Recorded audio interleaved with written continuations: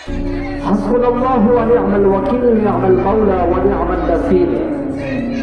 অর্থ এসেছে যে বান্দা কোনো বিপদে পড়ে আল্লাহর কাছে মনের খাহেশ, মনের মাকসাদ, উদ্দেশ্য, ভালো উদ্দেশ্য, আল্লাহ তাআলার প্রিয় উদ্দেশ্যকে হাসিল করার জন্য যেই বান্দা হাসবুনাল্লাহু ওয়া নি'মাল ওয়াকিল নি'মাল মাওলা ওয়া নি'মান নাসির বিপদের সময় পড়ল, সেই বান্দাকে আল্লাহ তাআলা বলেন, যেই বান্দা বিপদে পড়ে এটা বলতেছে হাসবুনাল্লাহু ওয়া নি'মাল ওয়াকিল নি'মাল মাওলা ওয়া নি'মান নাসির, আমি আল্লাহ তাআলা তাকে সাথে সাথে সেই বিপদ থেকে আমি আল্লাহ তাকে সেখান থেকে উদ্ধার করে দিয়ে যেটা শুভ কাজ, যেটা মঙ্গল কাজ, সেই বান্দাকে আমি সেটা করে দিই।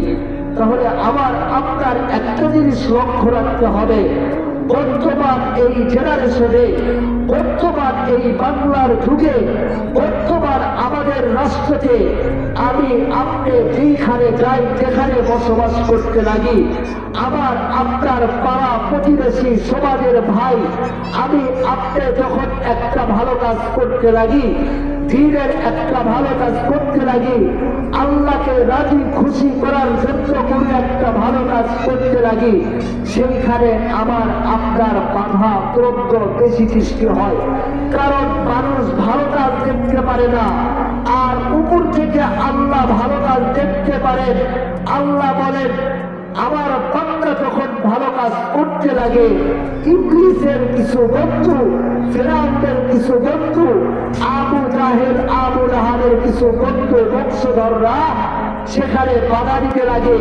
কারণ বাংলার জমিনে প্রমাণ, কিছুদিন আগে আমার আপনার ভাই হাদি ভাই এই বাংলার জমিনকে, রাষ্ট্রকে, ইসলামকে কায়েম করার জন্য যেরকম ভাবে তেনার মুখ থেকে বক্তব্য বের হয়েছে, এমনকি সরাসরি নিজের জান কাটিতে প্রস্তুত ছিলেন।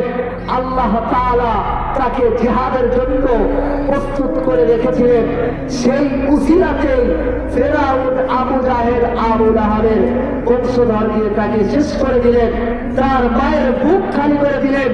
আমি আজকে এখান থেকে বলে দিতে চাই, ওই ফিরআউন, আবু জাহেল, আবু লাহাবের বংশধর যারা তোমরা এই বাংলার জমিনে, এলাকা, সমাজের ভিতর, রাষ্ট্রের ভিতর থেকে অন্য মুসলিম ভাইকে, অন্য নিজের ভাইকে, নিজের ইসলাম ধর্ম থেকে আল্লাহকে, মুহাম্মদ নবী সাল্লাল্লাহু আলাইহি ওয়াসাল্লামের আদর্শকে মতভেদ করে অন্য বিভ্রান্তি থেকে কাঁদতেছ, তোমরা আল্লাহ তাআলার কখনো মাহবুব বান্দা না।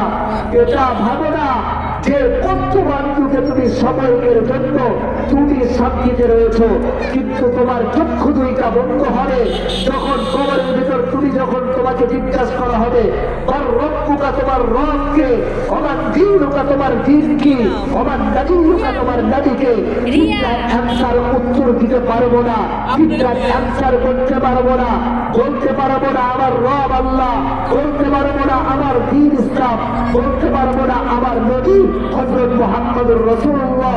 এই জন্য আমি আপনি যে দুনিয়াতে বসবাস করতেছি রে ভাই, আমার আপনার একটা জিনিস হাসিল করা দরকার, যে ইসলাম ধর্মে আমি বসবাস করলাম, যেই নবীর উম্মত হইলাম, যেই আল্লাহকে রাজি খুশি করার জন্য আমার বংশধর মুসলিম ছিল, আমি মুসলিম, কিন্তু অন্যকে কুপরিকল্পনা, অন্যকে ইসলাম থেকে বিভ্রান্তির দিকে টানতেছি, আমি আপনি কখনো এটার দ্বারা বড় লোক হতে পারবো না। লা ইয়াদখুলুল জান্নাতা জাসাদুন গুযিয়া বিল হারাম ওয়াল আসর, সময়ের কসম, আমি আপনি অন্য ভাইকে নিজের ধর্ম থেকে বিভ্রান্তি করার চেষ্টা করতেছি, আজকে কালকে নিজেকে জয় করে অন্য ভাইকে নিজের দিকে ঠেলে দিলাম। হাদি ভাইকে যেরকম ভাবে মারলো, সেই কুফর আজকে নিজেকে বুক করে প্রমাণ করতেছে, আমি হাদিকে মারছি, সামনে অন্যজনকে মারবো। আরে বেটা, তুমি তো গোটা আজকে মারলা। যেরকম ভাবে ফিরআউনকে আল্লাহ তাআলা হত্যা করলো, আল্লাহ তাআলা হত্যা করার পর সেই ফেরাউনের লাশটা আজ পর্যন্ত কোনো পিঁপড়াও খায় না, আজ পর্যন্ত কোনো পোকামাকড়ও খায় না। তাকে দেখে পিঁপড়ার মতো প্রাণী তাকে ঘৃণা করতেছে। আর আমি আপনি যখন মারা যাব সেই কবরটাও বারবার বলে, আজকে তুমি যেই সমাজে বসবাস করতেছ ভালো কিছু করে আসো, আমি নিজে কবর তোমাকে লাথি মেরে ফেলে দেব।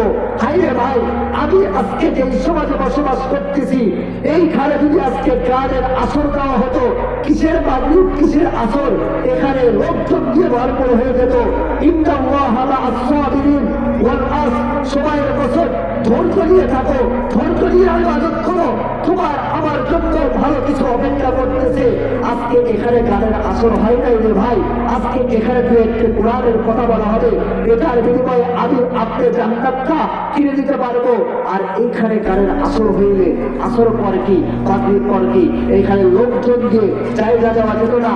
আমি আপনি এখানে বসবাস করতেছি, আল্লাহ তাআলা আজকে পাঠায়া দিছে রহমত নগরের দিকে কিছু ফেরেশতা, তারা কে কি করতেছে, আমার আপনার যতগুলো আত্মীয় স্বজন চলে গেছে তারা আজকে আমাদের দিকে তাকায় তাকায় একটা কথাই বলতেছে, হে আমার ভাই, হে আমার বাবা, হে আমার মা, তুমি আমাকে যে 10 মাস 10 দিন গর্ভধারণ করলা, আজকে ওই মাহফিলের ময়দানে গিয়ে ছোট ছোট হুজুর বড় বড় হুজুরদের থেকে একটু দোয়া দাও, আমার রূহে মাগফিরাতের জন্য একটু দোয়া করো।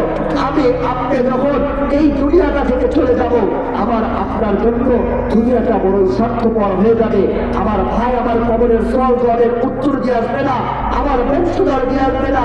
যেই চেয়ারম্যান, যেই মাতব্বর, যেই নেতা হইলাম, আমার পাও টাকা গোলাম করে সেটার উত্তর দিয়ে আসবে না। আমি আপনি মারা যাব, আমার আমল নামা সব কিছু বন্ধ হয়ে যাবে, আমার কবরটা পাকা করে দিবে না, আমাকে লেপ দিবে না, আমাকে কম্বল দিবে না, বরঞ্চ ওই সাদা 3টা কাপড় দিয়েই আমাকে আপনাকে ওই কঠিন অন্ধকার করে আমাকে কাফন করে রেখে আসবে। অতএব আমার আপনার স্বীকার করতে হবে, আমার আপনার বিশ্বাস রাখতে হবে, আমি আপনি যে আল্লাহকে সেজদা করতেছি, এই একটা সেজদা যদি আমি আল্লাহর কাছে রাজি খুশি করাইতে পারি, আমার আপনার দুনিয়াটা সার্থক, আখিরাতটাও সার্থক। আর আমি আপনি সারা জীবন খারাপি কাজ করে আসলাম, আমি আপনি শেষে যদি একটা ভালো কাজ করে আল্লাহকে রাজি খুশি করাইতে পারি, তাও আমার জন্য সার্থদায়ক, সব কিছু সার্থক হবে। অতএব কথায় একটা প্রবাদ আছে, শেষ ভালো তার সব ভালো তার। তাই আসুন এই বাংলার ছায়াতলে যতই আমি আপনি ভুল ভ্রান্তি করলাম, এখনো সময় আছে, বিশ্বাসটা ত্যাগ হওয়ার আগে আমি আপনি আল্লাহকে রাজি খুশি করাইতে পারলে আমার আপনার এই দুনিয়াটা সার্থক হবে, আখিরাতটা সার্থক হবে।